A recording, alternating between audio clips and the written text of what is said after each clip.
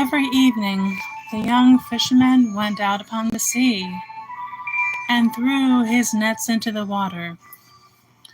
When the water blew on the land, he caught nothing, or but little at best, for it was a bitter and black-winged wind, and rough waves rose up to meet it. But when the wind blew to the shore, the fish came in from the deep and swam into the meshes of his nets, and he took them to the marketplace and sold them. Every evening he went out upon the sea, and one evening the net was so heavy that hardly could he draw it into the boat. And he laughed and said to himself, "Surely I have caught all the fish that swim, or snared some dull monster that will be a marvel to men, or something of horror that the great queen will desire."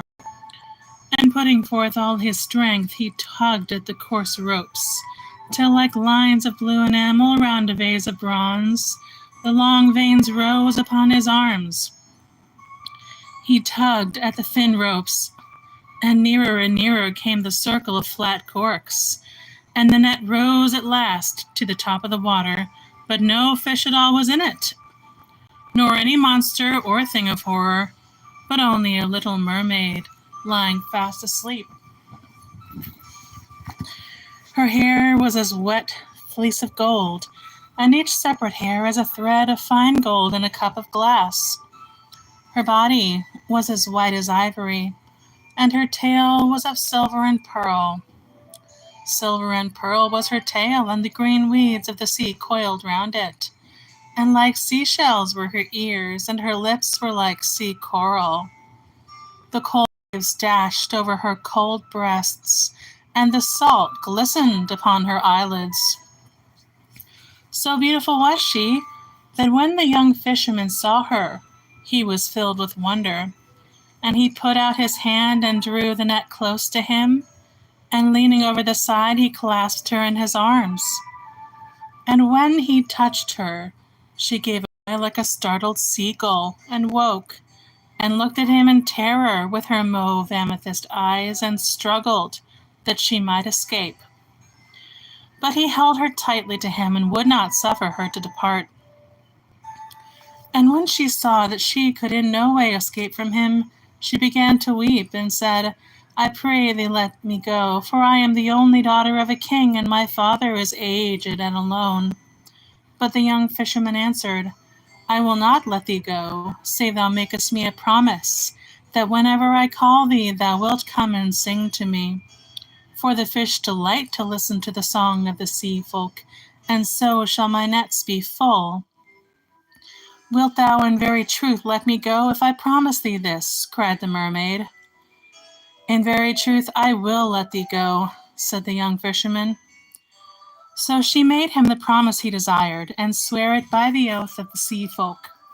And he loosened his arms from about her, and she sank down into the water, trembling with a strange fear. Every evening the young fisherman went out upon the sea and called to the mermaid, and she rose out of the water and sang to him. Round and round her swam the dolphins, and the white gulls wheeled above her head, and she sang a marvelous song. For she sang of the sea folk who drive their flocks from cave to cave, and carry the little calves on their shoulders, of the tritons who have long green beards and hairy breasts, and blow through twisted conchs when the king passes by, of the palace of the king, which is all of amber, with a roof of clear emerald and a pavement of bright pearl, and of all the gardens of the sea, where the great filigrane fans of coral wave all day long, and the fish dart about like silver birds, and the anemones cling to the rocks, and the pinks burgeon in the ribbed yellow sand. She sang of the big whales that come down from the North Seas and have sharp icicles hanging to their fins, of the sirens who tell of such wonderful things that the merchants have to stop their ears with wax, lest they should hear them and leap into the water and be drowned, of the sunken galleys with their tall masts, and the frozen sailors clinging to the rigging, and the mackerel swimming in and out of the open portholes, of the little barnacles who are great travelers and cling to the keels of the ships and go round and round the world, and of the cuttlefish, who live in the sides of the cliffs and stretch out their long black arms and can make night come when they will it. She sang of the nautilus, who has a boat of her own that is carved out of an opal and steered with a silken sail, of the happy mermen who play upon harps and can charm the great kraken to sleep, of the little children who catch hold of the slippery porpoises and ride laughing on their backs, of the mermaids who lie in the white foam and hold out their arms to the mariners, and of the sea lions with their curved tusks, and the sea horses with their floating manes. And as she sung, all the tiny fish came in from the deep to listen to her, and the young fisherman threw his nets round them and caught them, and others he took with a spear. And when his boat was well laden, the mermaid would sink down into the sea, smiling at him. Yet would she never come near him that he might touch her. Oftentimes he called to her and prayed of her, but she would not. And when he sought to seize her, she dived into the water as a seal might dive, nor did he see her again that day, and each day the sound of her voice became sweeter to his ears. So sweet was her voice that he forgot his nets and his cunning, and had no care of his craft. Vermilion-finned and with eyes of bossy gold, the tunnies went by in shoals, but he heeded them not. His spear lay by his side, unused, and his baskets of plaited osier were empty. With lips parted and eyes dim with wonder, he sat idle in his boat and listened, listening till the sea mist crept round him and the wandering moon stained his brown limbs with silver. And one evening he called to her and said, little mermaid, I love thee. Take me for thy bridegroom, for I love thee." But the mermaid shook her head. "Thou hast a human soul," she answered. "If only thou wouldst send away the soul, then I could love thee." And the young fisherman said to himself, "Of what use is my soul to me? I cannot see it. I may not touch it. I do not know it. Surely I will send it away from me, and much gladness shall be mine." And a great cry of joy broke from his lips, and standing up in the painted boat, he held out his arms to the mermaid. "I will send my soul away," he cried, "and you shall be my bride, and I will be thy bridegroom, and in the depth of the sea we will dwell together, and all that thou hast sung of thou shalt show me, and all that thou desirest I will do, nor shall our lives be divided." And the little mermaid laughed for pleasure and hid her face in her hands. "But how shall I send my soul from me?" cried the young fisherman. "Tell me how I may do it, and lo, it shall be done." "Alas, I know not," said the little mermaid. "The sea folk have souls." And she sank down into the deep, looking wistfully at him. Now early on the next morning, before the sun was the span of a man's hand above the hill, the young fisherman went to the house of the priest and knocked 3 times at the door. The novice looked out through the wicket, and when he saw who it was, he drew back the latch and said to him, "Enter." And the young fisherman passed in and knelt down on the sweet-smelling rushes of the floor and cried to the priest, who was reading out of the holy book, and said to him, "Father, I am in love with one of the sea folk, and my soul hindereth me from having my desire. Tell me how I can send my soul away from me, for in truth I have no need of it. Of what value is my soul to me? I cannot see it, I may not touch it, I do not know it." And the priest beat his breast and answered, "Alack, alack, thou art mad, and hast eaten of some poisonous herb, for the soul is the noblest part of man, and was given to us by God, that we should nobly use it. There is no thing more precious than a human soul, nor anything that can be weighed with it. It is worth all the gold that is in the world, and is more precious than the rubies of the kings. Therefore, my son, think not any more of this matter, for it is a sin that may not be forgiven. And as for the sea folk, they are lost, and they who would traffic with them are lost also. They are the beasts of the field that know not good from evil, and for them the Lord has not died. The young fisherman's eyes filled with tears when he heard the bitter words of the priest, and he rose up from his knees and said to him, Father, the fawns live in the forest and are glad, and on the rocks sit the mermen with their harps of red gold. Let me be as they are, I beseech thee, for their days are as the days of flowers. And as for my soul, what doth my soul profit me if it stand between me and the thing I love? The love of the body is vile, cried the priest, knitting his brows, and vile and evil are the pagan things God suffers to wander through his world. Accursed be the fawns of the woodland, and accursed be the singers of the sea. I have heard them at night time, and they have sought to lure me from my beads. They tap at the window and laugh. They whisper into my ears the tale of their perilous joys. They tempt me with temptations, and when I would pray, they make mouths at me. They are lost, I tell thee, they are lost. For them there is no heaven nor hell, and in neither shall thy praise God's name. Father, cried the young fisherman, thou knowest not what thou sayest. Once in my net I snared the daughter of a king. She is fairer than the morning star and whiter than the moon. For her body would I give my soul, and for her love I would surrender heaven. Tell me what I ask of thee, and let me go in peace. Away, away, cried the priest, thy leman is lost, and thou shalt be lost with her. And he gave him no blessing, but drove him from his door. And the young fisherman went down into the marketplace, and he walked slowly and with bowed head, as one who is in sorrow. And when the merchants saw him coming, they began to whisper to each other. And one of them came forth to meet him, and called him by name, and said to him, What hast thou to sell? I will sell thee my soul, he answered. I pray thee buy it off me, for I am weary of it. Of what use is my soul to me? I cannot see it, I may not touch it, I don't know it. But the merchants mocked at him and said, Of what use is a man's soul to us? It is not worth a clipped piece of silver.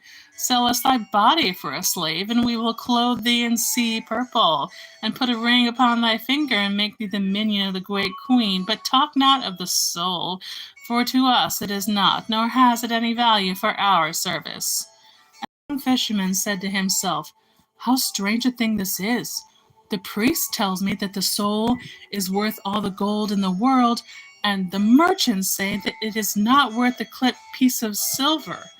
And he passed out of the marketplace and went down to the shore of the sea, and began to ponder on what he should do. And at noon he remembered how one of his companions, who was a gatherer of samphire, had told him of a certain young witch who dwelled in a cave at the head of the bay, and was very cunning in her witcheries. And he set to and ran, so eager was he to get rid of his soul, and a cloud of dust followed him as he sped round the sand of the shore. By the itching of her palm, the young witch knew his coming, and she laughed and let down her red hair. With her red hair falling around her, she stood at the opening of the cave, and in her hand she had a spray of wild hemlock that was blossoming. What do you lack? What do you lack? She cried, as he came panting up the steep and bent down before her. Fish for the net when the wind is foul. I have a little reed pipe, and when I blow on it, the mullet comes sailing into the bay. But it has a price, pretty boy, it has a price. What do you lack? What do you lack? A storm to wreck the ships and wash the chests of rich treasures ashore. I have no more storms than the wind has, for I serve one who is stronger than the wind, and with a sieve and a pail of water I can send the great galleys to the bottom of the sea. But I have a price, pretty boy, have a price. What do you lack? What do you lack? I know a flower that grows in the valley. None knows it but I. It has purple leaves and a star in its heart, and its juice is as white as milk. Shouldst thou touch with this flower the hard lips of the queen, she would follow thee all over the world. Out of the bed of the king she would rise, and over the whole world she would follow thee. And it has a price, pretty boy, it has a price. What do you lack? What do you lack? I can pound a toad in a mortar, and make a broth of it, and stir the broth with a dead man's hand, sprinkle it on that enemy while he sleeps, and he will turn into a black viper, and his own mother will slay him with a wheel. I can draw the moon from heaven, and in a crystal I can show ye death. What do you lack? What do you lack? Tell me thy desire, and I will give it to thee, and thou shalt pay me a price, pretty boy. Thou shalt pay me a price. My desire is but for a little thing, said the young fisherman. Yet hath the priest been wroth with me, and driven me forth. It is but for a little thing, and the merchants have mocked me and denied me. Therefore I am come to thee, though men call me evil, thee evil, and whatever be thy price I shall pay it. What wouldst thou? Asked the witch, coming near to him. I would send my soul away from me, answered the young fisherman. The witch grew pale and shuddered and hid her face in her blue mantle. Pretty boy, she muttered, that is a terrible thing to do. He tossed his brown curls and laughed. My soul is not to me, he answered. I cannot see it, I may not touch it, I do not know it. What wilt thou give me if I tell thee? Asked the witch, looking down at him with her beautiful eyes. 5 pieces of gold, he said, and the wattled house where I live, and the painted boat in which I sail. Only tell me how to get rid of my soul, and I will give thee all that I possess. She laughed mockingly at him, and struck him with the spray of hemlock. I can turn the autumn leaves into gold, she answered, and I can weave the pale moonbeams into silver if I will it. He whom I serve is richer than all the kings of this world, and he has their dominions. What then shall I give thee, he cried, if thy price be neither gold nor silver? The witch stroked his hair with her thin white hand. Thou must dance with me, pretty boy, she murmured, and she smiled at him as she spoke. Not but that, cried the young fisherman in wonder, and he rose to his feet. Not but that, she answered, and she smiled at him again. Then at sunset in some secret place we shall dance together, he said. And after that we have danced, thou shalt tell me the thing which I desire to know. Then she shook her head. When the moon is full, when the moon is full, she muttered. Then she peered all around and listened. A blue bird rose screaming from its nest and circled over the dunes, and 3 spotted birds rustled through the coarse gray grass and whistled to each other. There was no sound save the sound of a wave fretting the smooth pebbles below, so she reached out her hand and drew him near to her and put her dry lips close to his ear. Tonight thou must come to the top of the mountain, she whispered. It is a Sabbath, and he will be there. The young fisherman started and looked at her, and she showed her white teeth and laughed. Who is he from whom thou speakest? He asked. It matters not, she answered. Go thou tonight and stand under the branches of the hornbeam and wait for my coming. If a black dog run towards thee, strike it with a rod of willow, and it will go away. If an owl speak to thee, make it no answer. When the moon is full, I shall be with thee, and we will dance together on the grass. But wilt thou swear to me to tell me how I may send my soul from me? He made question. She moved out into the sunlight, and through her red hair rippled the wind. By the hooves of the goat, I swear it, she made answer. Thou art the best of the witches, cried the young fisherman, and I will surely dance with thee tonight on the top of the mountain. I would indeed thou hast asked of me either gold or silver, but such as thy price as thou shalt have it, for it is but a little thing. And he doffed his cap to her and bent his head low and ran back to the town filled with a great joy.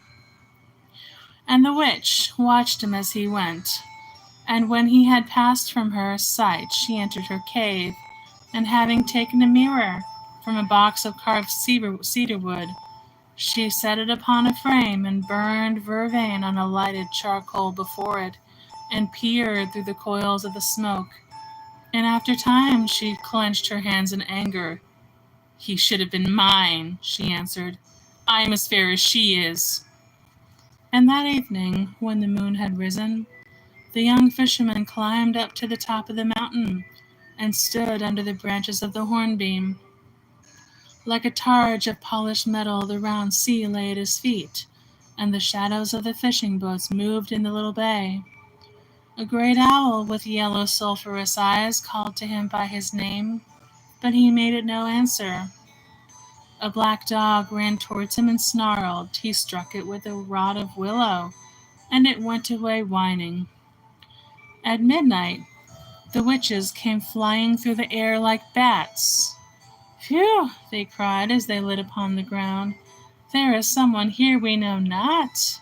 And they sniffed about and chattered to each other and made signs. Last of all came the young witch, with her red hair streaming in the wind. She wore a dress of gold tissue embroidered with peacock's eyes, and a little cap of green velvet was on her head.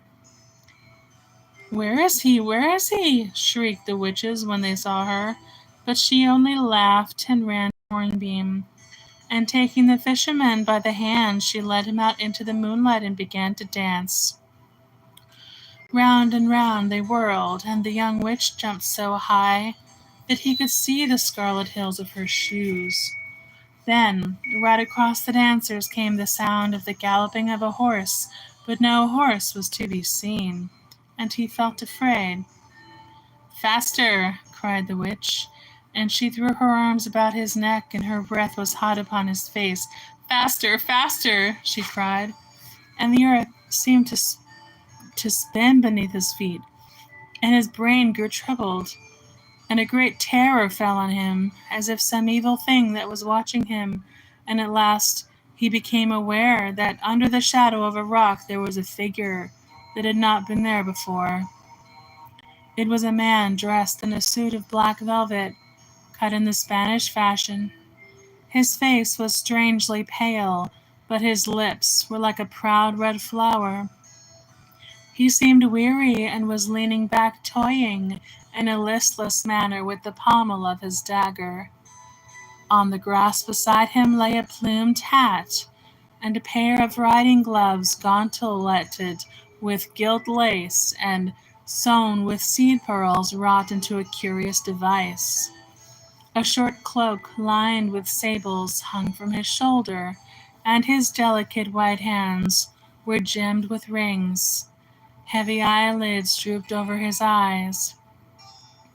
The young fisherman watched him as one snared in a spell. At last their eyes met, and wherever he danced it seemed to him that the eyes of the man were upon him. He heard the witch laugh and caught her by the waist and whirled her madly round and round. Suddenly a dog bayed in the wood, and the dancers stopped, and going up two by two knelt down and kissed the man's hands. As they did so, a little smile touched his proud lips, and a bird's wing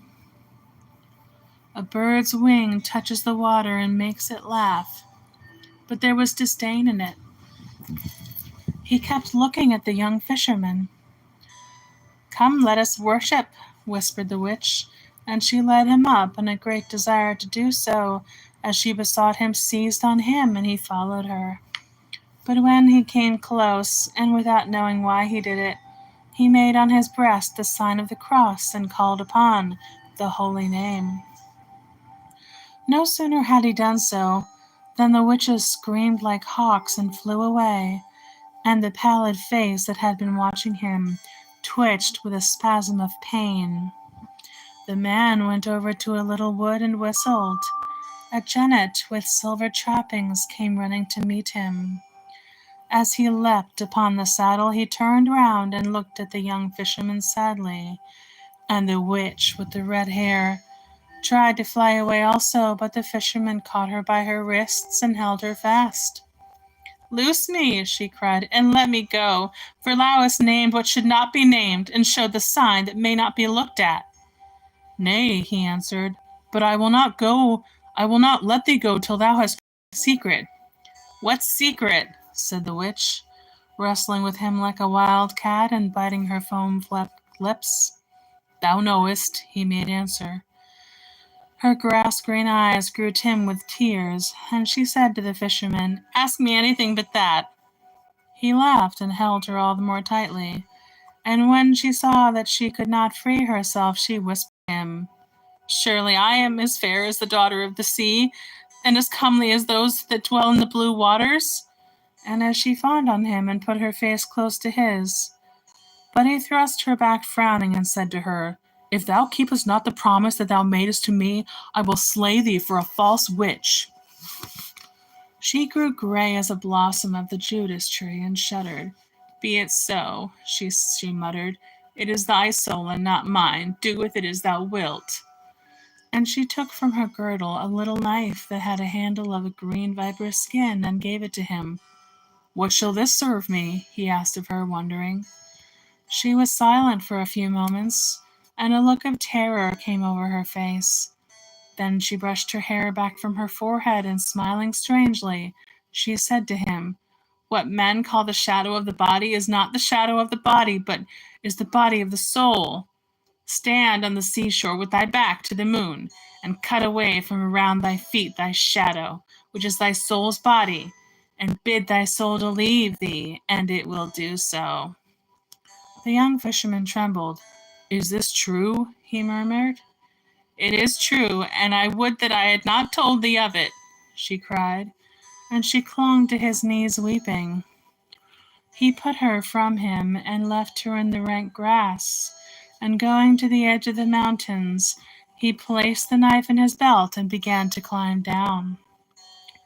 And his soul that was within him called out to him and said, Lo, I have dwelt with thee for all these years, and have been thy servant. Send me not away from thee now, for what evil have I done thee? And the young fisherman laughed. Thou hast done me no evil, but I have no need of thee, he answered. The world is wide, and there is heaven also, and hell, and that dim twilight house that goes between. Go wherever thou wilt, but trouble me not, for my love is calling to me. And his soul besought him piteously, but he heeded it not, but leapt from crag to crag, and being sure-footed as a wild goat, and at last he reached the level ground and the yellow shore of the sea. Bronze-limbed and well-knit, like a statue wrought by a Grecian, he stood on the sand with his back to the moon, and out of the foam came white arms that beckoned to him, and out of the waves rose dim forms that did him homage. Before him lay his shadow, which was the body of his soul, and behind him hung the moon in the honey-colored air. And his soul said to him, If indeed thou must drive me from thee, send me not forth without a heart. The world is cruel. Give me thy heart to take with me. He tossed his head and smiled. With what shall I love my love if I gave thee my heart?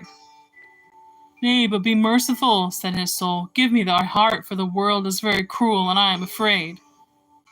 My heart is my love's, he answered. Therefore tarry not, but get thee gone.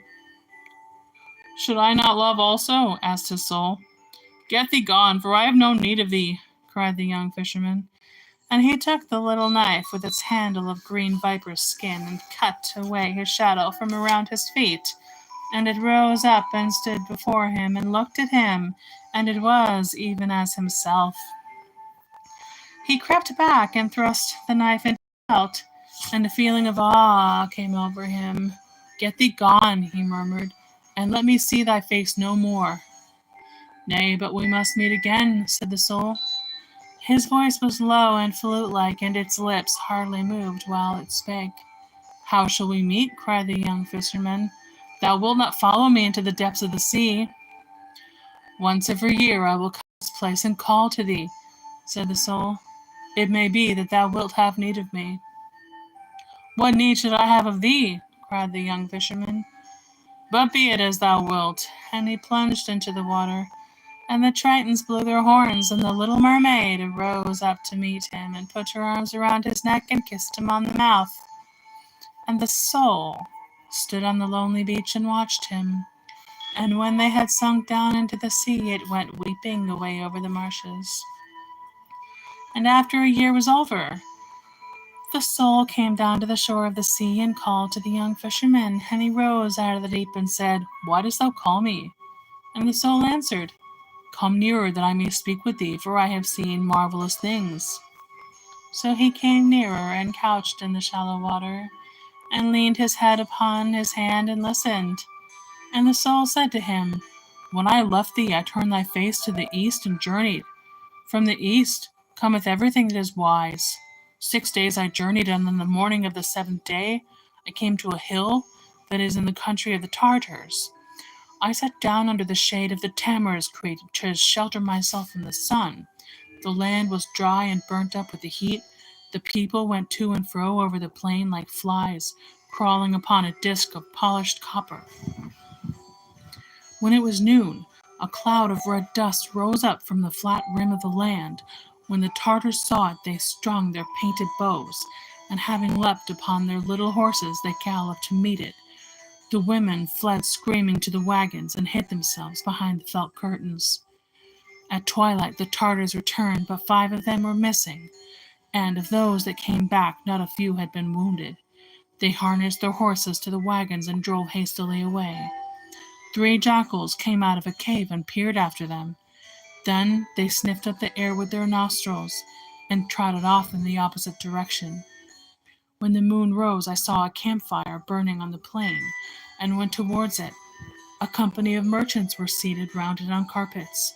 Their camels were picketed behind them, and the negroes, who were their servants, were pitching tents of tanned skin upon the sand, and making a high wall of the prickly pear. And as I came near them, the chief of the merchants rose up and drew his sword, and asked me my business. I answered that I was a prince in my own land, and that I had escaped from the Tartars, who had sought to make me their slave. The chief smiled and showed me 5 heads fixed upon long reeds of bamboo. Then he asked me who was the prophet of God, and I answered him, Mohammed. When he heard the name of the false prophet, he bowed and took me by the hand and placed me by his side. A negro brought me some mare's milk in a wooden dish and a piece of lamb's flesh roasted. At daybreak we started on our journey. I rode on a red-haired camel by the side of the chief, and a runner ran before us carrying a spear. The men of war were on either hand, and the mules followed with the merchandise. There were 40 camels in the caravan, and the mules were twice 40 in number. We went from the country of the Tartars into the country of those who curse the moon. We saw the griffins guarding their gold on the white rocks, and the dragons sleeping in their caves. As we passed over the mountains, we held our breath lest the snows might fall on us, and each man tied a veil of gauze before his eyes. As we passed through the valleys, the pygmies shot arrows at us from the hollows of the trees, and at night time we heard the wild men beating on their drums. When we came to the Tower of Eight, we set fruits before them, and they did not harm us. When we came to the Tower of Serpents, we gave them warm milk in bowls of brass, and they let us go by. 3 times in our journey we came to the banks of the Oxus. We crossed it on rafts of wood with great bladders of blown hide. The river horses raged against us and sought to slay us. When the camels saw them, they trembled.